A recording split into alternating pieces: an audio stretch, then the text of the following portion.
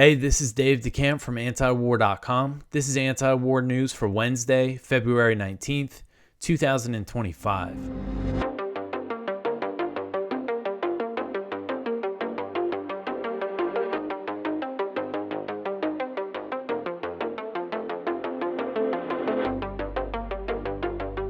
All right, the first story at the top of antiwar.com today, the U.S. and Russia to normalize ties and seek an end to the war. So this article is from Kyle Anzalone. He did some extra writing for us today. I was pretty sick earlier in the day and last night, pretty much right after I finished recording yesterday's episode. I was not doing too well, but I'm much better now. My brain's running a little slow, so hopefully we'll get through this all right. But this first story is about the talks between Russian and U.S. officials in Saudi Arabia, which it was good to see some real diplomacy between the two largest nuclear powers in the world. Following a high-level meeting between U.S. and Russian officials, the State Department said Washington and Moscow will begin taking steps to normalize the diplomatic relationship between the two superpowers.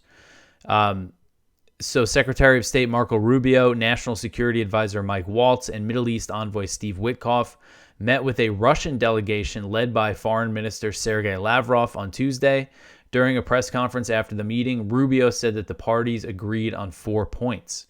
Rubio said, quote, "First is that we're going to point our teams respectively to work very quickly to reestablish the functionality of our respective missions in Washington and in Moscow.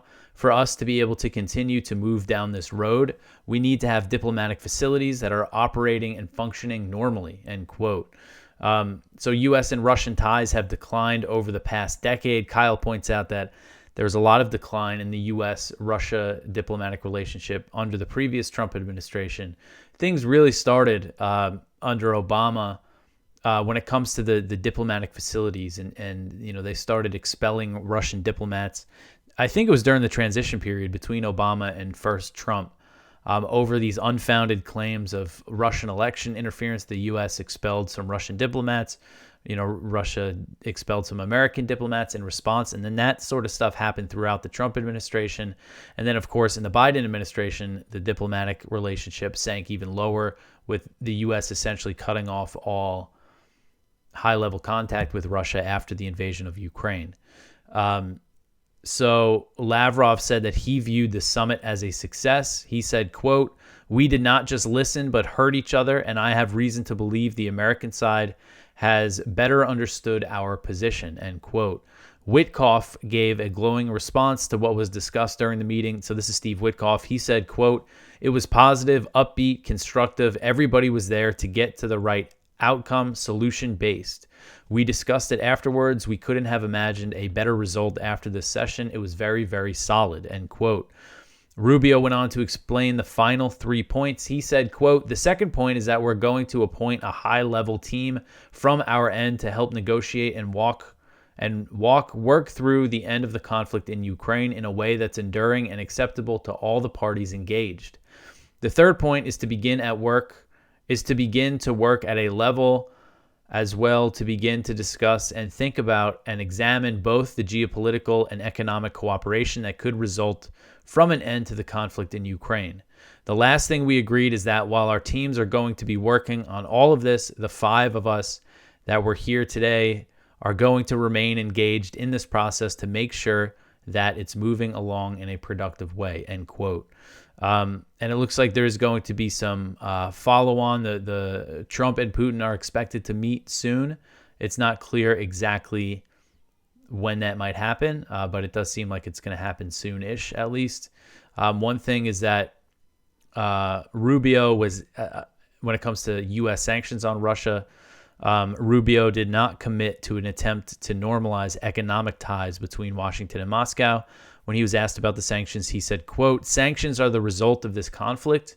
There are sanctions that were imposed as a result of this conflict. And so I would say to you that in order to bring an end to any conflict, there has to be concessions made by all sides," end quote. So it does sound like he's saying the U.S. would remove some sanctions from Russia as part of a peace deal. All right, so the next one here, Trump says that Ukraine should hold elections. On Tuesday, President Trump called for elections to be held in Ukraine and said that it was an idea coming from him, not the Russians. Trump told reporters, quote, "We have a situation where we haven't had elections in Ukraine, where we have martial law, essentially martial law in Ukraine, where the leader in Ukraine, I mean, I hate to say it, but he's down to a 4% approval rating," end quote. So it's not clear where Trump got this 4% approval rating number, but there was a poll conducted in Ukraine in November 2024 that found just 14% of Ukrainians would vote to re-elect Zelensky, and 60% of respondents said that they didn't even want him to run for re-election. Trump said, quote, "If Ukraine wants a seat at the table, wouldn't the people have to say it has been a long time since they had an election? That's not a Russian thing. That's something coming from me and coming from many other countries also," end quote. So Zelensky's term in office expired in May 2024, but he remained in power since he did not hold elections. Ukraine's parliament has also been due for an election since October 2023. Ukrainian officials have justified not holding elections by pointing to Ukraine's constitution, which prohibits a vote during martial law. Martial law was first declared when Russia invaded and has been extended since. However, Zelensky did make clear at one point that he could have held an election if he wanted to, suggesting that it could happen if the U.S. and other Western countries paid for it. But the Biden administration did not put any pressure on Zelensky to hold an election and helped justify the decision. The president also went after Zelensky. So Trump also went after Zelensky over his complaints that Ukraine was excluded from the talks between the U.S. and Russia that occurred in Saudi Arabia. Trump said, quote, "Today I heard, oh, well, we weren't invited. Well, you've been there for 3 years. You should have ended it 3 years. You should have never been there. You should have never started it. You should have made a deal," end quote. Basically saying Zelensky should have made a deal with the Russians to avoid the war, or in those early months, those early days of the war, when our peace deal was on the table in March and April 2022, and that was discouraged by the U.S., by the Biden administration, and by other NATO countries. That's what Trump seems to be referring to there. And so Zelensky happens to be in the Middle East as part of an unrelated trip, and he was due to visit Saudi Arabia on Wednesday, but he canceled that visit. He seems very upset about the whole thing. And, the fact is, if there is elections in Ukraine, he has very little chance of winning.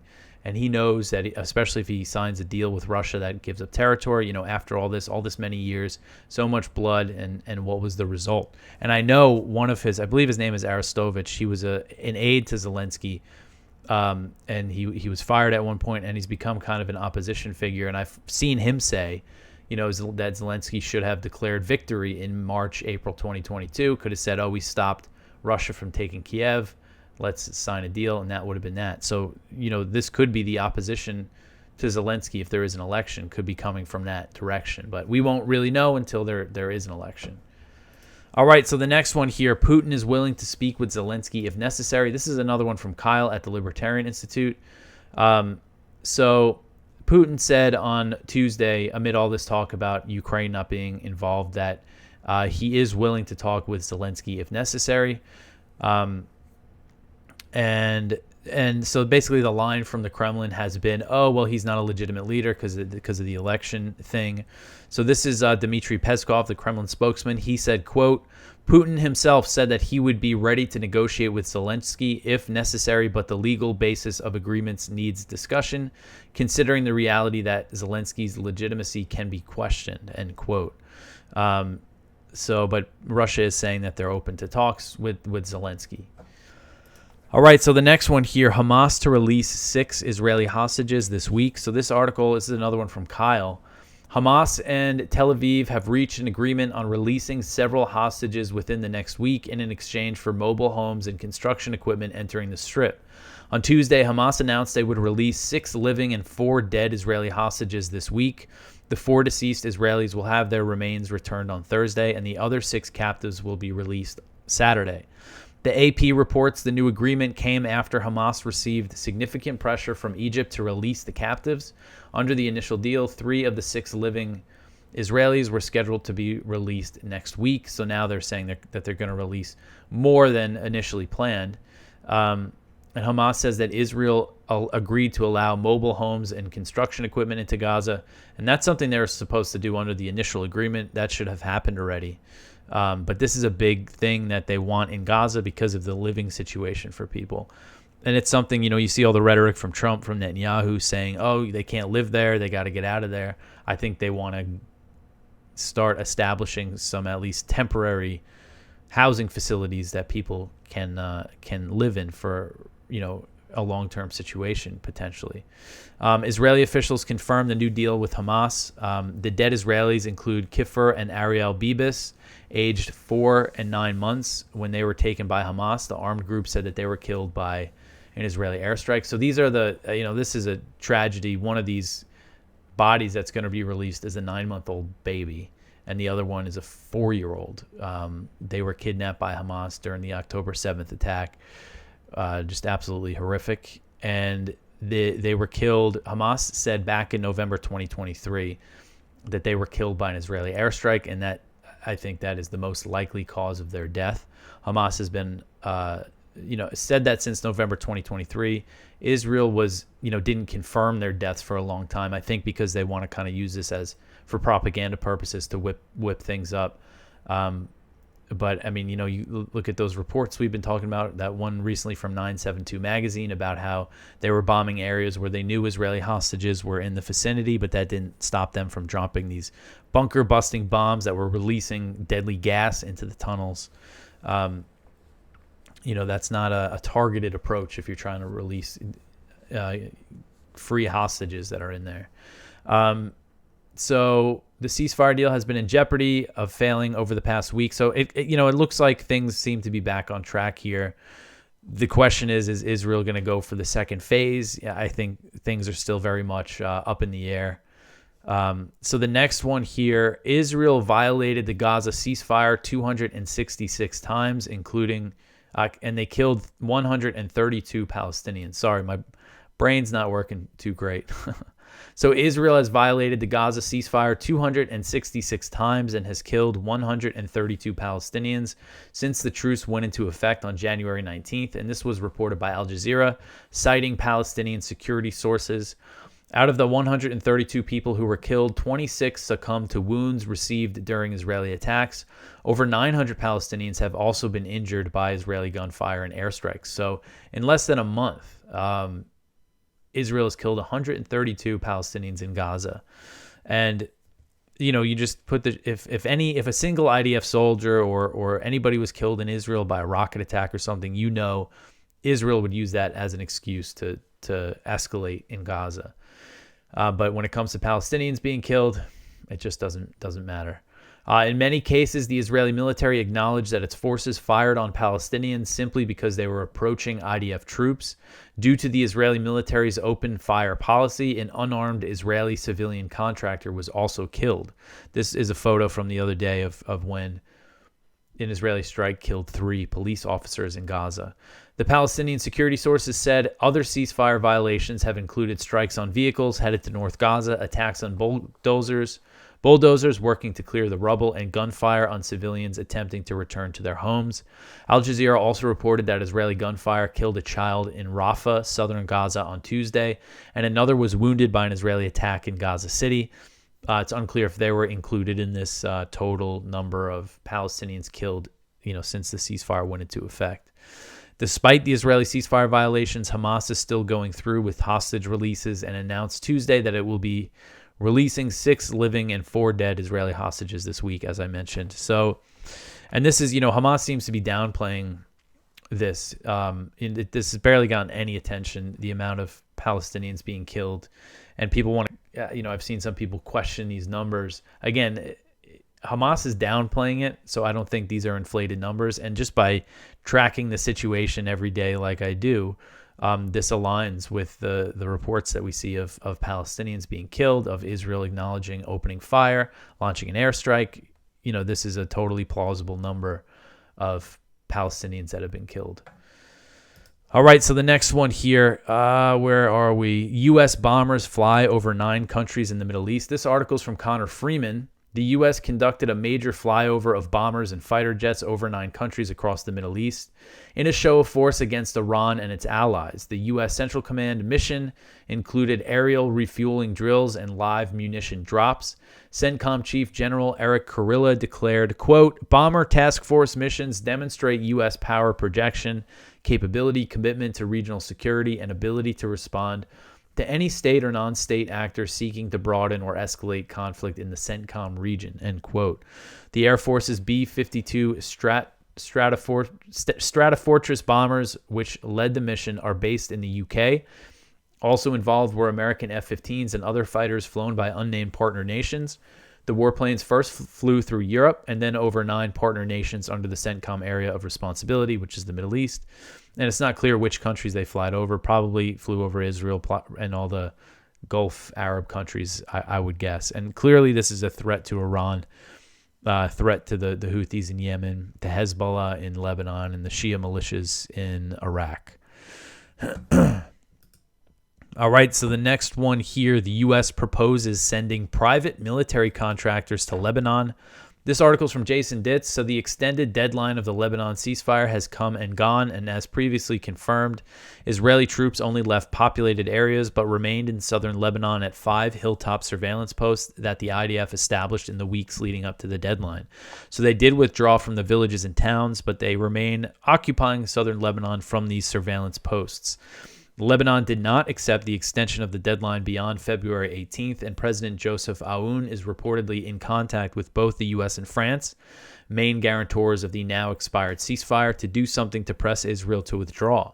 Both France and the U.S. have submitted proposals to replace Israeli occupation forces, though neither appears to actually end the presence of foreign fighters on southern Lebanese soil.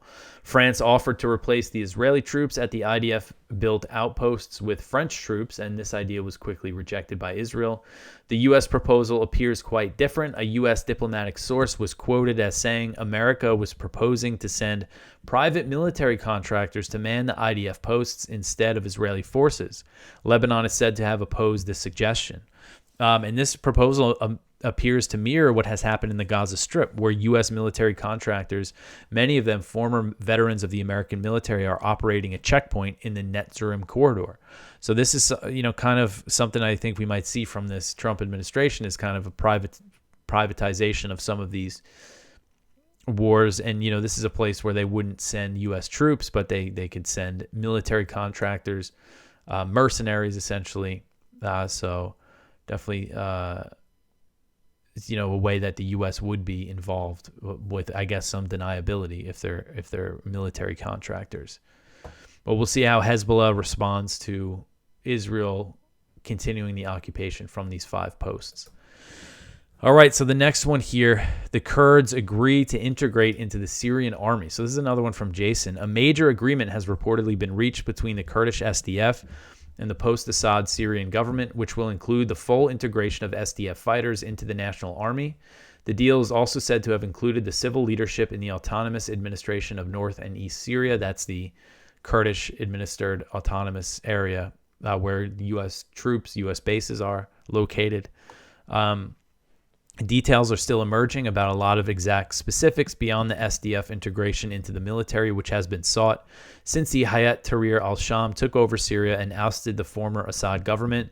The deal is expected to increase the integration of these territories into national government institutions, at least to some extent. It is an open question, however, how much autonomy the Kurds in that territory might retain. Some of the HTS leaders have ruled out the idea of giving any autonomy to the Kurds and suggested that any role in the national government requires them first to totally disarm and submit. Integration into the Syrian army seems well short of that position and raises the question of how Turkey will respond to the announcement. Turkey has insisted that they would invade if the SDF were not eliminated. So, I mean, the potential deal that was always on the table when Assad was still in power would be for the SDF to integrate with the Syrian army, the Syrian Arab army. And then the Arab troops would be deployed to the Turkish border areas, as a buffer between the Kurds and Turkey. And I think maybe an arrangement like that could be possible. This is, again, this HTS Al-Qaeda linked government now that we're dealing with in Syria. So they've been saying that they want the Kurds completely disarmed and to submit. The Kurds aren't going to do that because I think they're going to figure out a way that they can keep their, some level of autonomy so they're not ruled by these Islamists and, keep their fighters but integrate them into the Syrian military. So we'll see how the, HTS responds to this and how this plays out. All right, so the next one here, Chinese and Philippine aircraft have a close encounter over the South China Sea. So this article is from the South China Morning Post. The Chinese military said that it expelled a Philippine plane from airspace over Scarborough Shoal on Tuesday in a maneuver that the Philippine Coast Guard described as reckless. The People's Liberation Army, the PLA, said a C-208 light utility plane sent by the Philippines illegally invaded the airspace above the shoal, known in China as Hyungyan Island, and in the Philippines as Panatag Shoal or Bajo de Masinloc. So I definitely butchered some pronunciation there, but there's a lot of names for this shoal, but everybody knows it as Scarborough Shoal. So a spokesman for the PLA Southern Theater Command said, quote, "Our naval and air forces legally tracked, monitored, and warned the aircraft to leave. The actions of the Philippines seriously violated China's sovereignty and relevant international laws and Chinese regulations." So according to the Philippine Coast Guard, the Chinese Navy conducted dangerous air maneuvers by flying close to a government aircraft. And here's a picture, apparently, from the Philippine plane showing how close this Chinese aircraft, this Chinese helicopter got. And this is an area, very high tensions, usually on the sea between the Chinese and Philippine boats. But I know in recent months, maybe over the past year, there's been some encounters like this. This appears to be the closest call that I can remember. But this does come not long after the U.S.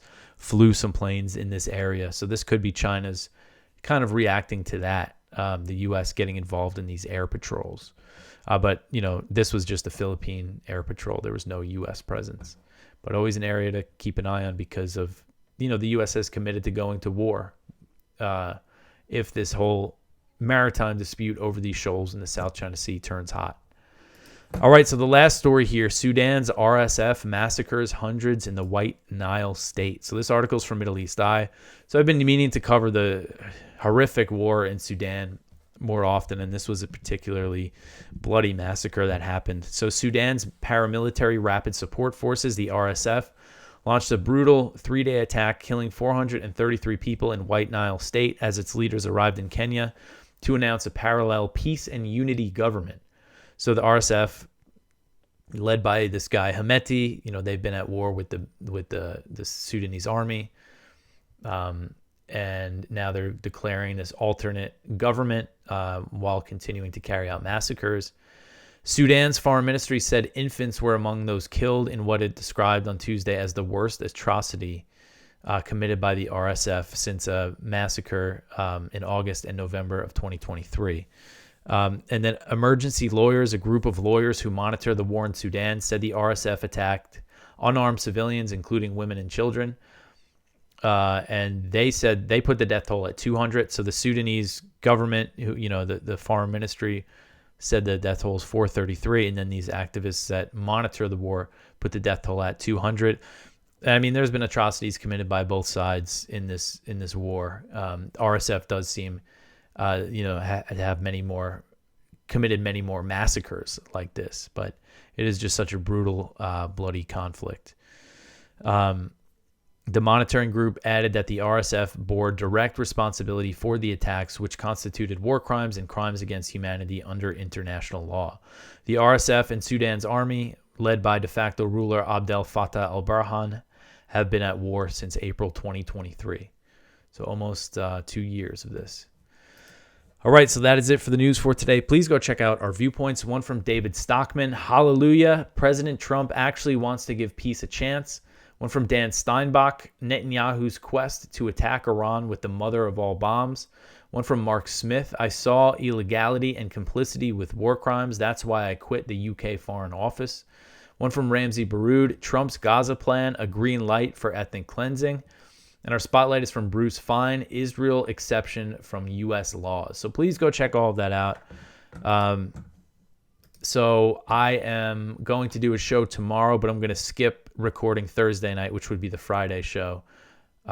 so I could hang out here at night for our last night here in Florida. But so one more show this week. You could always support this show and antiwar.com by liking, subscribing, sharing it, tell your friends about us, follow us on social media, Twitter, where we post all our articles, and Addie, who does the Instagram and TikTok, has been putting up a ton of content on Instagram and TikTok. Our TikTok is doing pretty well. We're over 8,000 followers now, so I really appreciate the work she's doing. And Instagram seems to really kind of throttle us, but we've still been, increasing our followers over there. Anyway, I will be back tomorrow with some more news for you. Thanks for listening.